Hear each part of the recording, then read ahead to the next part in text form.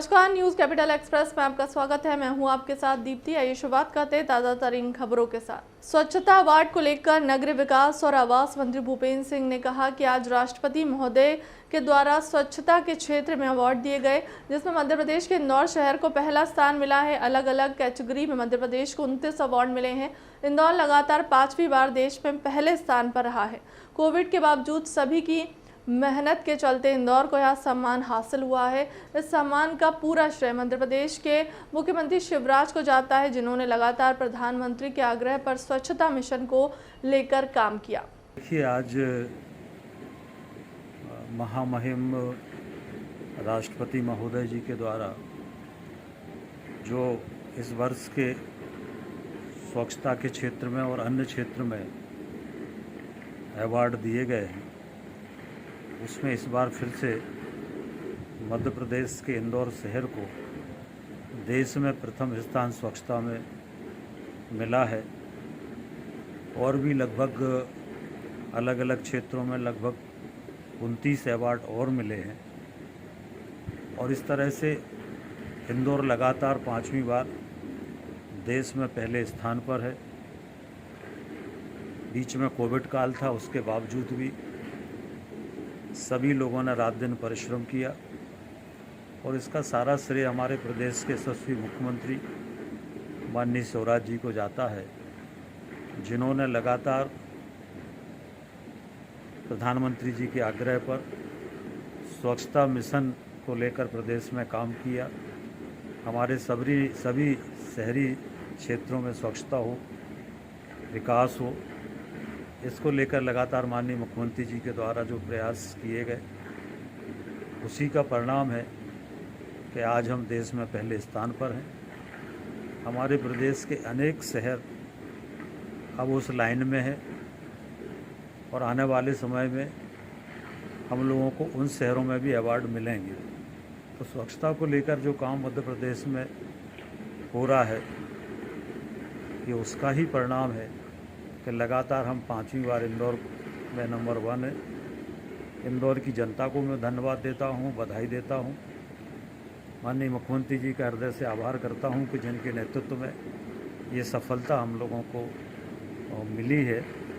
और हम लोग हमारे विभाग के सभी अधिकारी कर्मचारियों को भी धन्यवाद देते हैं और हमारी कोशिश होगी कि अगले वर्ष जब भारत सरकार अवार्ड घोषित करेगी तो उसमें और अच्छी सफलता के साथ हम लोग आगे बढ़ेंगे। दिल्ली के मुख्यमंत्री अरविंद केजरीवाल ने बताया कि किसान विरोधी बिल वापस लिए जाने के फायदे। कहा कि आज का दिन 15 अगस्त 26 जनवरी की तरह है। आज 3 काले कानून वापस लिए गए। भारत के इतिहास में आज एक सुनहरा दिन है। आज का दिन भारतीय इतिहास में 15 अगस्त 26 जनवरी की तरह लिखा जाएगा। आज केंद्र सरकार को किसानों के संघर्ष के आगे झुकना पड़ा और 3 काले कानून वापस लेने पड़े। आज सिर्फ किसानों की जीत नहीं हुई है, आज जनतंत्र की जीत हुई है। आज किसानों ने सभी सरकारों को बता दिया, जनतंत्र में सरकारों को हमेशा जनता की बात सुननी पड़ेगी। सिर्फ और सिर्फ जनता की मर्जी चलेगी। कोई भी पार्टी हो, कोई भी नेता हो, जनता के सामने आपका अहंकार नहीं चलेगा। ये एक ऐसा संघर्ष था जिसने पूरे देश को एक कर दिया। इस लड़ाई में किसानों के साथ साथ मजदूरों, युवाओं, महिलाओं, आड़तियों, दुकानदारों ने सबने हिस्सा लिया। पंजाब हो या यूपी, बंगाल हो या केरल, पूरा देश किसानों के साथ खड़ा था। देश विदेश में रहने वाले सभी भारतवासी एक हो गए और इन सब ने मिलकर आज इतिहास रचा है। जिन्होंने धर्म जाति से ऊपर उठकर एक साथ सड़क पर 3 काले कानूनों के खिलाफ ये लड़ाई लड़ी और आखिर में केंद्र सरकार को उनके आगे झुकना पड़ा, इन सभी की आज जीत हुई है। पूरी दुनिया के इतिहास में शायद ही इससे बड़ा या इससे लंबा कोई आंदोलन हुआ होगा। इतनी शांतिपूर्वक तरीके से इतने लाखों लोगों ने संघर्ष किया, कड़ी धूप में, ठंड में, बरसात में, पीछे नहीं हटे। इस आंदोलन को तोड़ने के लिए सरकार ने, पूरे सिस्टम ने एजेंसियों ने, पूरे के पूरे तंत्र ने न जाने क्या क्या कोशिश की। किसानों को आतंकवादी कहा, खालिस्तानी कहा, एंटी नेशनल कहा, सब तरीके से घेर के उनको, उनके हौसले को तोड़ने की कोशिश की गई। लेकिन किसानों के लिए भी आज़ादी की लड़ाई थी। आज़ादी के दीवानों की तरह किसानों ने भी कमर कस के ये लड़ाई लड़ी और जीते। मुख्यमंत्री शिवराज सिंह चौहान ने इंदौर नंबर 1 आने पर बधाइयां दी हैं। आज मुझे ये बताते हुए गर्व और प्रसन्नता है कि स्वच्छता सर्वेक्षण में प्रधानमंत्री जी के संकल्प को और सपनों को मध्य प्रदेश ने साकार किया है। इस साल मध्य प्रदेश को कुल 35 पुरस्कार मिले हैं। पिछले साल 27 मिले थे, इस साल 35 मिले हैं। मुख्य कार्यक्रम में आज 21 पुरस्कार मध्य प्रदेश को दिए गए हैं और आज मैं इंदौर की जनता को प्रणाम करता हूं, उनको खुल के हृदय से बधाई देना चाहता हूं। 5वीं बार हमारा इंदौर आज फिर स्वच्छता में पहले स्थान पर आया है देश में। और स्वच्छता में पंच लगाया इंदौर ने 5वीं बार। इंदौर की जनता, वहां के सांसद, विधायक, नगर निगम के सारे साथी, स्थानीय प्रशासन, सभी समाज सेवी, स्वयंसेवी संस्थाओं को, स्वच्छाग्रहियों को और सभी काम करने वाले स्वच्छता कर्मचारियों को भी हृदय से मैं बधाई देता हूं। उन्होंने इंदौर को ये गौरव दिलाया है और इंदौर को तो पहले स्थान पर रहने की आदत पड़ चुकी है। और सफाई मित्र सुरक्षा चैलेंज में भी इंदौर नंबर 1 है। देवास और भोपाल को भी पुरस्कार मिला है। स्वच्छ सर्वेक्षण में 2021 में भोपाल देश का 7वां सबसे साफ सुथरा शहर बना है। वहीं best self state level capital का खिताब भी मिला है। यह रैंकिंग और अवार्ड पिछले साल भी मिले थे। इनके अलावा सफाई मित्र सुरक्षा चैलेंज में भोपाल तीसरे नंबर पर रहा। इसमें भोपाल नगर निगम को भारत सरकार की तरफ से 3 करोड़ रुपए की राशि मिलेगी। इस मौके पर भोपाल नगर निगम कमिश्नर KVS चौधरी कोलसानी ने सभी भोपाल वासियों और निगम कर्मचारियों को बधाइयाँ दी हैं। आज मध्य प्रदेश की राजधानी भोपाल के लिए गौरव का क्षण है कि सफाई मित्र सुरक्षा चैलेंज में भोपाल को ओवरऑल 3rd रैंक मिला है। इसके लिए भारत शासन द्वारा 3 करोड़ रुपए का राशि भी पुरस्कार के रूप में दिया जाएगा। साथ में भोपाल के लिए भी गर्व का विषय है कि ओवरऑल मिडिल क्लास सिटीज़ में 7th रैंक पर रहा, जो लास्ट ईयर भी था।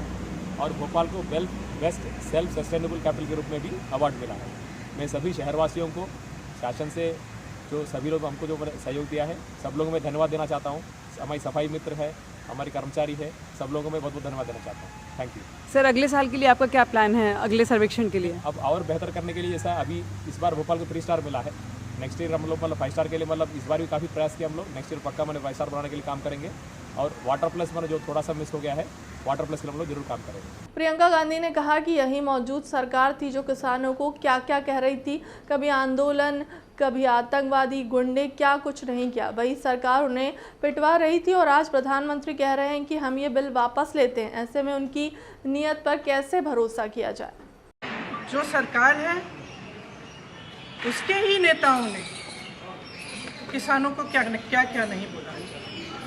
आंदोलनजीवी, गुंडे, आतंकवादी, देशद्रोही, ये सब किसने कहा? जब ये सब कह रहे थे तो क्या हुआ? प्रधानमंत्री जी चुप क्यों थे? बल्कि उन्होंने आंदोलनजीवी शब्द बोला। जब किसानों की हत्या हो रही थी, जब किसानों को मारा जा रहा था, जब लाठियां बरसाई जा रही थी, जब उनको गिरफ्तार किया जा रहा था, तो कौन कर रहा था? आपकी ही तो सरकार कर रही थी। आज आप आकर कह रहे हैं कि ये कानून आप रिपील करेंगे, तो हम कैसे भरोसा करें? हम आपकी नीयत पे कैसे भरोसा करें? सब स्पष्ट है, सामने है देश के। मुझे खुशी इस बात की है कि ये सरकार समझ गई है कि इस देश में किसान से बड़ा कोई नहीं। इस देश में अगर एक सरकार किसान को कुचलने की कोशिश करती है और किसान खड़ा हो जाता है तो उस सरकार को अंत में झुकना ही पड़ेगा। राजस्व और परिवहन मंत्री गोविंद सिंह राजपूत ने आज 20 नवंबर 2021 को बुंदेलखंड मेडिकल कॉलेज को जिला अस्पताल में कल हुए हादसे में घायल लोगों का निरीक्षण किया। उन्होंने कहा कि उपचार हेतु देखने जाएंगे और राजा बिलहरा के पास स्थित ग्राम मलहुआ खेड़ा के 35 रहवासी पिकअप वाहन में सवार होकर शुक्रवार को कार्तिक पूर्णिमा के चलते नर्मदा स्नान करने के लिए बरमान जा रहे थे। अचानक एक गाय को बचाने के कारण पिकअप वाहन पलटने के कारण एक्सीडेंट हो गया। घटनाएं तो घटित होती हैं, हम पूरी घटनाओं की पुनरावृत्ति ना हो इसके लिए अभी तत्काल से हम लोग परिवहन विभाग सारी गाड़ियों में, ट्रकों में और व्हीकल्स में जो कमर्शियल व्हीकल और खासकर ट्रैक्टरों में, इनमें रेडियम टेप लगाने की व्यवस्था की जा रही है। जल्दी से जल्दी हम लोग व्यवस्था करवा रहे हैं। हम देखते हैं कि अधिकांश में रेडियम टेप नहीं होता है, संकेत नहीं होता, इस कारण से बहुत सारी दुर्घटनाएं भी होती हैं। उन दुर्घटनाओं की पुनरावृत्ति ना हो इस तरफ हम सचेत हैं और जल्दी से जल्दी वो रेडियम टेप की व्यवस्था हमारा विभाग करने जा रहा है। आज जो घटना घटी है बहुत ही दुखदायी है। हमारी एक महिला इस दुनिया में नहीं रही है, बहन जी, और दूसरे बहुत से लोग घायल हैं। तो तत्काल प्रभाव से घायलों के लिए 10-10 हज़ार रुपये की घोषणा हम कर रहे हैं और जो मृत हुई है उनके लिए 50,000 रुपये की तत्काल घोषणा करते हैं। इसके बाद जो भी संभव होगा शासन से वो इनकी व्यवस्था करवाएंगे और इनके लिए फ्री इलाज की व्यवस्था है, फ्री खाने पीने की व्यवस्था है। सरकार की तरफ से पूरा इलाज किया जाएगा, कोई परेशानी को नहीं होगी। कार्तिक मास की पूर्णिमा पर नर्मदा तटों पर श्रद्धालुओं की भीड़ उमड़ पड़ी। जबलपुर के ग्वारी घाट में भी सुबह से ही श्रद्धालुओं का तांता लगा रहा। श्रद्धालुओं ने मां नर्मदा में डुबकी लगाकर पूजा अर्चना और दान इत्यादि किया। विद्वान मानते हैं कि कार्तिक मास की पूर्णिमा में किया गया स्नान सारे महीने के स्नान का एक साथ फल देता है। इसके साथ पूजन अर्चन और दान से मनोकामना की पूर्ति भी होती है। श्रद्धालुओं की भारी संख्या को देखते हुए पुलिस और प्रशासन ने तट पर सुरक्षा के भरपूर इंतजाम किए थे।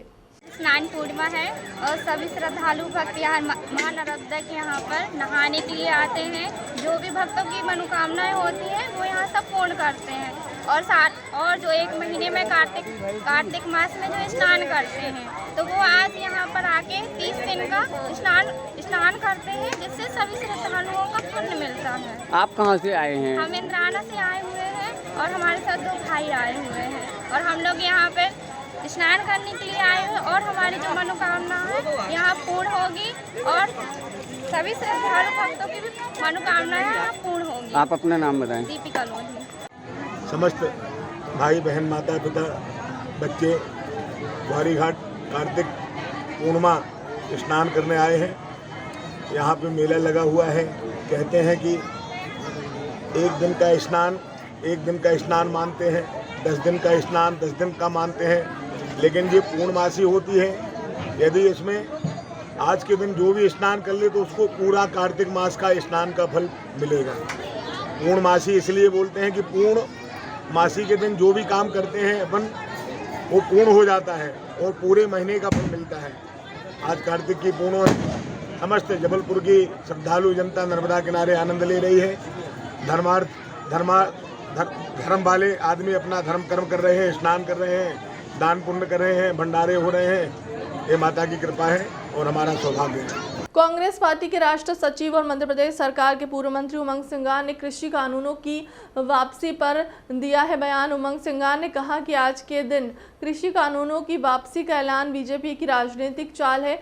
सिंगार ने कहा कि उत्तर प्रदेश और पंजाब के विधानसभा चुनावों को देखते हुए कृषि कानूनों की वापसी की गई, क्योंकि यहां बीजेपी को अपनी हार का एहसास हो गया है। उमंग सिंगार ने कहा कि सरकार को इस ऐलान से बढ़कर किसानों को एसएसपी यानी न्यूनतम समर्थन मूल्य की गारंटी देना चाहिए। निश्चित तौर से जो किसानों की मांग थी, ठीक है कि कृषि कानून वापस किया है, लेकिन आपने क्या एमएसपी की गारंटी दी? सरकार बताए, मोदी बताए कि आज उन किसानों को गारंटी रहेगी? वो तो आपने गारंटी दी नहीं।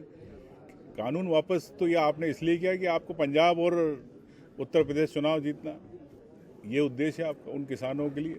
आपने ये भावनाएं नहीं है, ये तो आपकी एक सोची समझी राजनीति की चाल है। निश्चित तौर से आदिवासियों को हमेशा कांग्रेस ने सम्मान दिया है, और चाहे मैं भी एक मंत्री के रूप में रहा हूँ, आज मैं राष्ट्रीय सचिव भी हूँ, तो निश्चित तौर से हमेशा कांग्रेस रही आदिवासियों के साथ। तो आदिवासियों को ही आरक्षण और दलितों को आरक्षण कांग्रेस ने दिया था, ये तो ख़त्म करना चाहते थे, ये बात है। उसी की बात की लड़ाई थी 2018 में, इसी कारण इनकी सरकार गई थी। इन्होंने उड़ता तीर पकड़ लिया था। अब ये शहीद नायकों को याद करना चाह रहे क्षेत्र में जाके, महाकौशल में, मालवा निमाड़ में, लेकिन उनके लिए विकास की बात कहाँ कर रहे हैं। आप छठी अनुसूची आप विधानसभा में कहते हो लागू क्यों नहीं करी, आप पैसा कानून की बात करते हो क्यों नहीं लागू किया, वो तो मोदी ने बोला नहीं, वो शिवराज ने बोला नहीं, बताए कब करेंगे। अरे पहले उनको आप चारा तो खिलाओ, चारा के तो पैसे दे नहीं रहे हो, टैक्स की बात कर रहे हो आप आपकी तिजोरी बनना चाहते हो, लेकिन उन गाय को जो आज देखो आप गौशालाओं में जाके कौन सी सरकार दे रही है। आप लगाइए RTI, कितना पैसा गया, झूठ बोलते टैक्स मांगते, लेकिन उन बेचारी गौशालाएं जो माँ हैं, जिनको हम गौ मानते हैं पूरी माँ के समान, उनके लिए आप कहाँ हैं, चारे के लिए पैसे जा नहीं रहे। फिलहाल के लिए अब तक की खबरों में इतना ही। देश दुनिया की तमाम बड़ी खबरों के लिए बने रहें हमारे चैनल के साथ। नमस्कार।